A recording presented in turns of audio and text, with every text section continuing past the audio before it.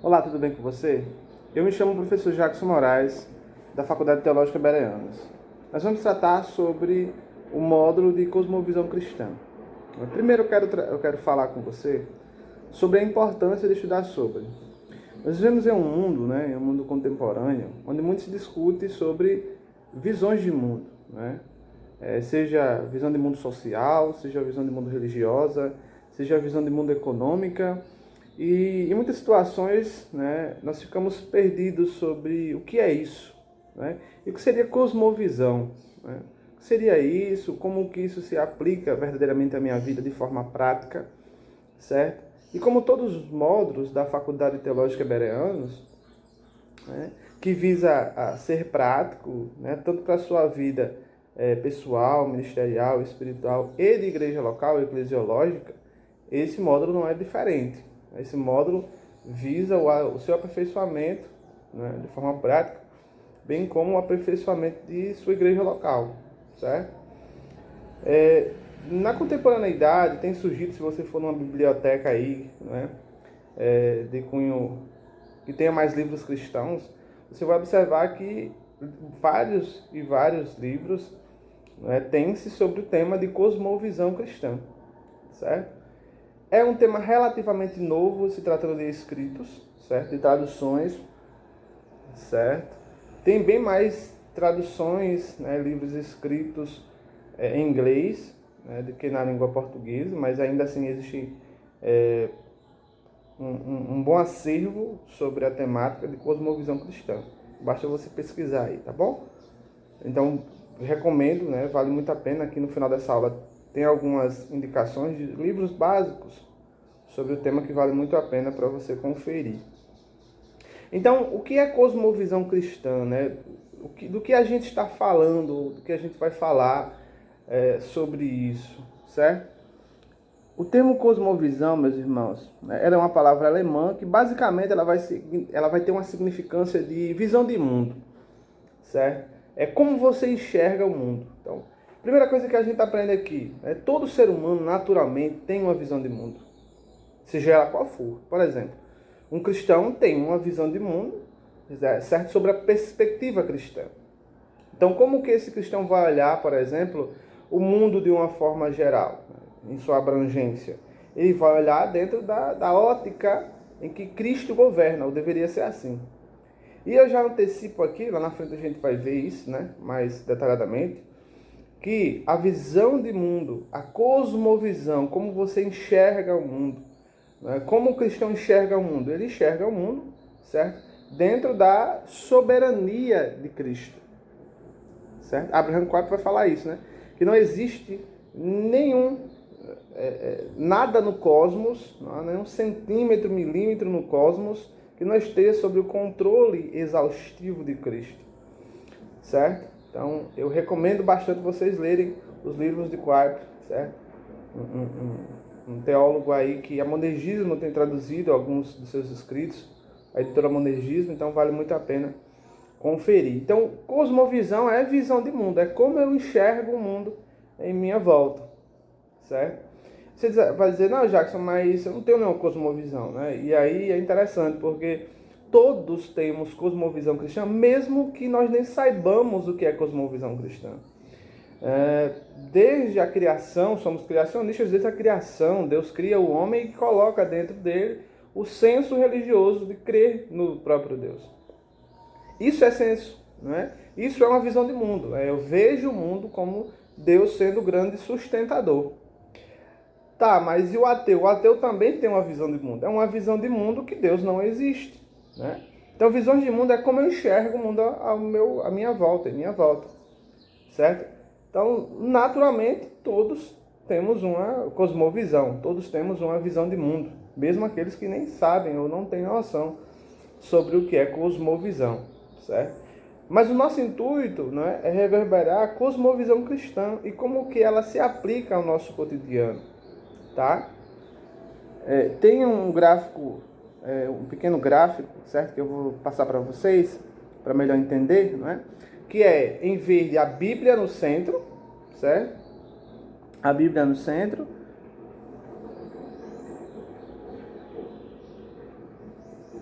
Aí nós temos a nossa visão de mundo, né? Ou seja, a Bíblia vai influenciar a nossa visão de mundo, a Bíblia é o centro, vai influenciar a nossa visão de mundo. E com isso nós vamos ter, certo, perspectivas de encarar o mundo como um todo. Então a Bíblia influencia naturalmente como enxergamos o mundo e de forma prática isso vai influenciar as nossas perspectivas de mundo e como de forma prática nós vamos tratar o mundo à nossa volta, as nossas relações interpessoais.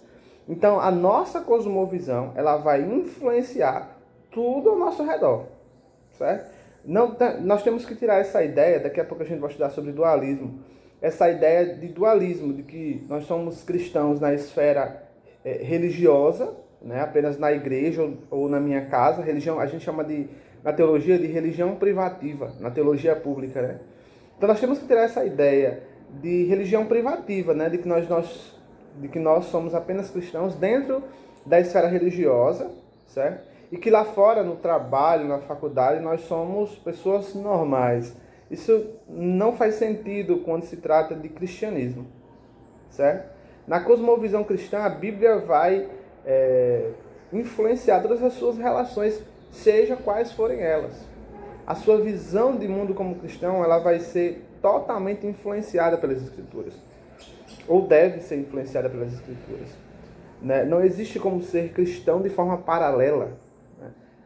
Você é uma coisa na igreja, na sua casa, e você é uma espécie de agente, não é? Que você muda e não é mais um cristão. Não existe isso. Cristão é cristão em todas as esferas da vida. E a gente vai refletir um pouco sobre dualismo, né? Então, basicamente, ao tratar de cosmovisão cristã, vamos estudar sobre como nossa fé cristã pode e deve moldar nossa compreensão acerca dos mais variados aspectos da vida, né? Como eu falei. Então, a nossa visão de mundo, né, que é naturalmente influenciada pelas Escrituras, vai ditar como que a gente enfrenta o mundo e como nossas perspectivas vão ser baseadas na própria Escritura, certo? Então, o termo cosmovisão, né, ele é composto de dois elementos, certo? Cosmo e visão, né? Como expressa a ideia de universo, mundo, totalidade. Assim, trata-se da maneira como você enxerga o mundo. A cosmovisão, né, como nós de antemão falamos, é como você enxerga o mundo. Você enxerga o mundo de uma forma cristocêntrica, por exemplo, ou você enxerga o mundo de forma casual, né, onde apenas o acaso ou a sorte governa o mundo e que o mundo é apenas um aglomerado de informações que acontecem de forma sorteada. Isso é uma visão de mundo, né?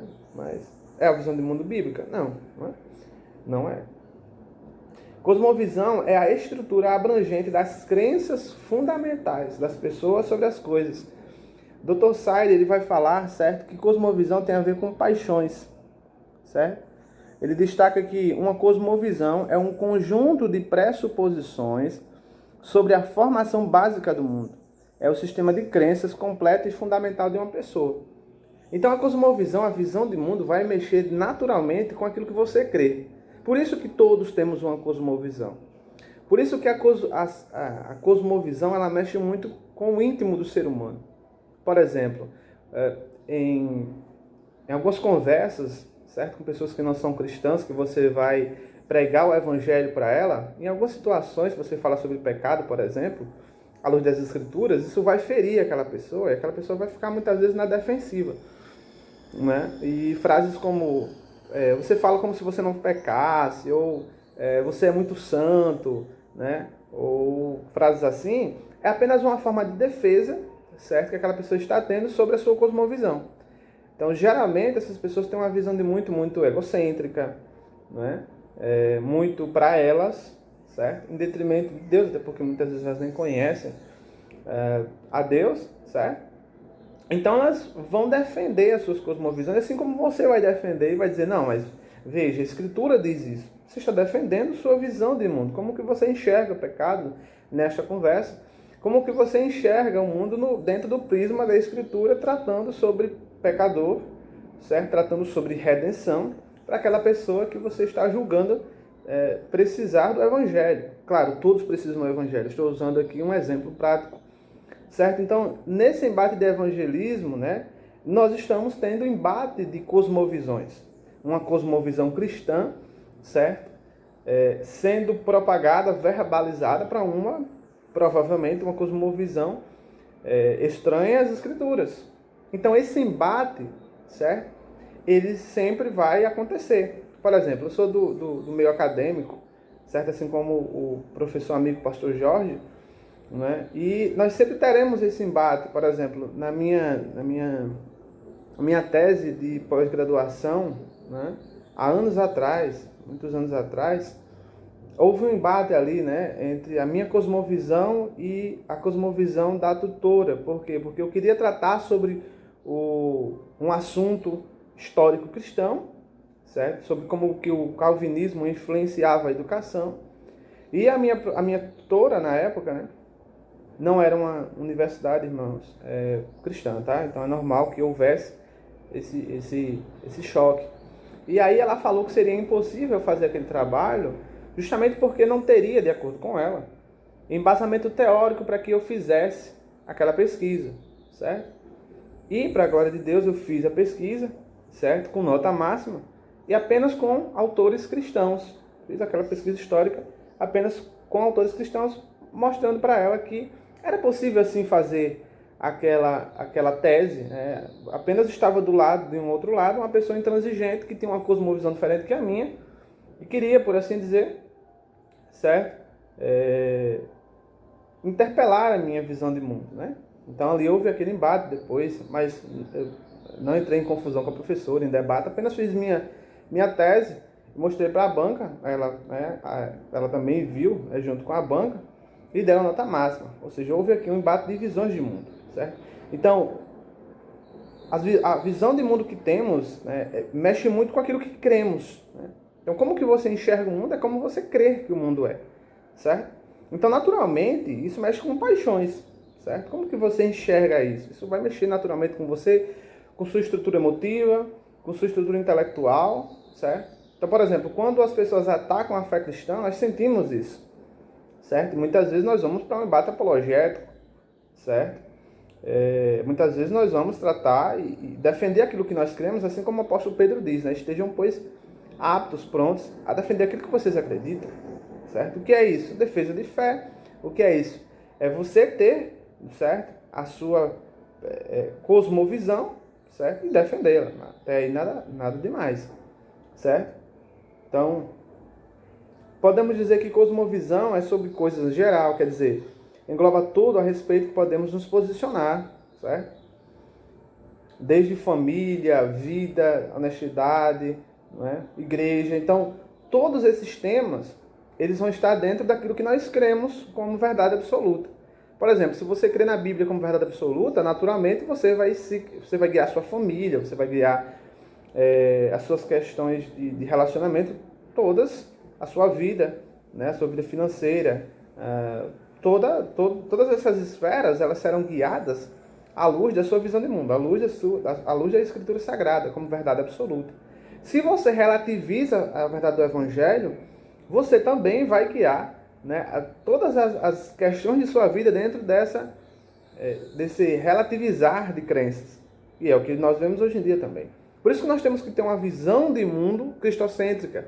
Por isso que nós temos que ter uma visão de mundo forte à luz das Escrituras. Certo? Então, cosmovisão vai tratar sobre crenças de uma pessoa, as suas convicções, certo? E, naturalmente, essas convicções sendo defendidas. Também a estrutura de crenças, né? Coisa que eu falei aqui, né? Todos têm cosmovisão, certo? Ainda que a maioria das pessoas jamais tenham procurado estruturar suas convicções ou parado para avaliar a própria cosmovisão. Mesmo que isso nunca tenha acontecido, ainda assim essa pessoa tem uma cosmovisão, né? Mesmo sem pensar no assunto, agimos segundo nossas cosmovisões, que atuam como um guia pessoal para a vida, assim como uma bússola ou um mapa para o viajante, certo? Então nossa cosmovisão vai ditar aí como que nós guiamos nossa vida de uma forma geral, tá? Então, Philip Brown e Brown vai falar o seguinte, né? Uma cosmovisão é uma explicação e interpretação do mundo e uma aplicação dessa visão à vida. o Ash Middleton, eles abordam que a cosmovisão fornece um modelo do mundo que orienta o seu aderente neste mundo. Então, aí, apenas ratificando a ideia de que a cosmovisão, né, o meu conjunto de crenças, naturalmente vai guiar como que eu ando, tá bom? Então, o papel da cosmovisão, certo? A cosmovisão, né, o seu elo de crenças vai guiar aí a sua vida, certo? Eu queria tratar aqui rapidamente, deixa eu ver aqui. Nós temos algumas cosmovisões concorrentes à cosmovisão do Evangelho, né? A cosmovisão cristã reformada, ela vai tratar Cristo como soberano, né? Daqui a pouco a gente vai tratar mais. Mas existem outras correntes, como por exemplo, né, cosmovisões, visões de mundo, como o materialismo. O materialismo que está aí, inclusive, dentro das próprias igrejas, certo? Sendo propagada aí, né, por muitos e muitos anos. É a cosmovisão que tem base na crença de que a matéria é tudo que existe, né?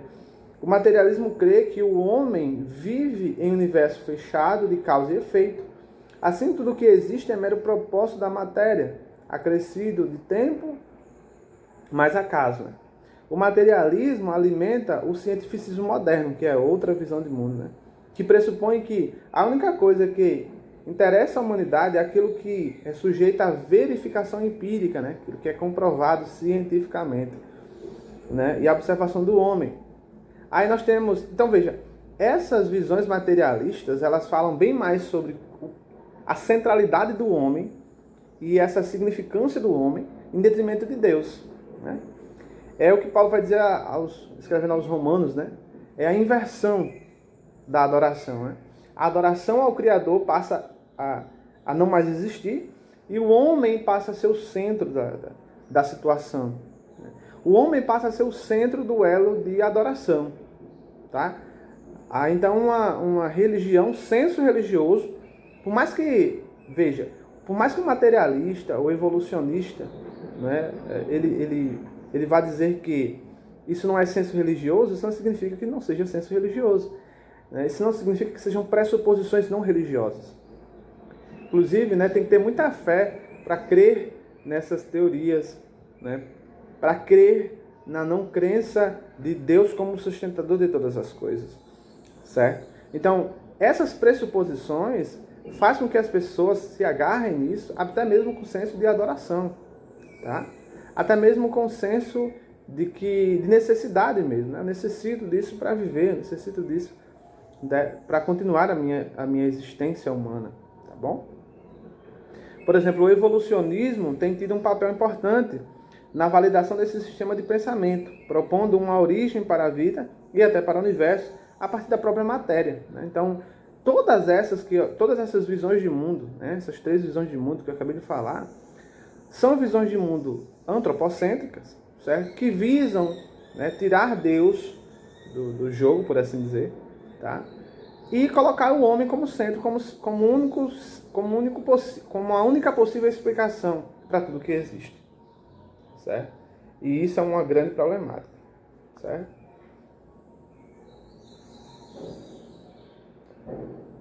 Também nós temos outra visão de mundo, certo? Que é todas essas cosmovisões são humanistas, é o homem como centro, tá? Nós também temos o dualismo, certo? Que é a cosmovisão que vê a realidade por 2 prismas, né? Que é o sagrado e o profano, e aí nós vamos tratar na próxima aula, certo? Mas aqui, né, fazendo um resumo, nós atentamos para a importância da cosmovisão, entendemos que cosmovisão nada mais é que a visão de mundo que todos temos tá? Por mais que nem saibamos, mas temos uma, e defendemos essas pressuposições mexem conosco, naturalmente, tá? Entendemos também que existem outras cosmovisões que são contrárias às Escrituras, são contrárias à cosmovisão cristã, certo? E que, naturalmente, nós iremos nos defender, sempre que possível, à luz das Escrituras, contra essas interpelações não cristãs, certo? Então, a sua cosmovisão cristã, se você enxerga Cristo como soberano, se você ver as Escrituras como verdade absoluta, isso vai guiar a sua existência, isso vai guiar as suas relações, certo? Algumas indicações que eu deixo para vocês de livros aqui. Um livro, todos esses livros que eu estou citando são de cunho mais basilar, tá? Então, são questões aí mais básicas que diga, né? Então, Cosmovisão Cristã, do Felipe Amorim. Calvinismo, de Abraham Kuyper, certo? Muito bom aí, vale a pena. Como Viveremos, né, de Francis Schaeffer. E agora, Como Viveremos, né, de Charles Olson. E O Cristão e a Cultura, de Michael Horton, né? Então, esses livros, eles são básicos apenas para dar uma introdução à cosmovisão cristã, tá bom? Então, que Deus abençoe sua vida, né? Eu sou o professor Jackson Moraes, da Faculdade Teológica Bereanos. Até a próxima aula.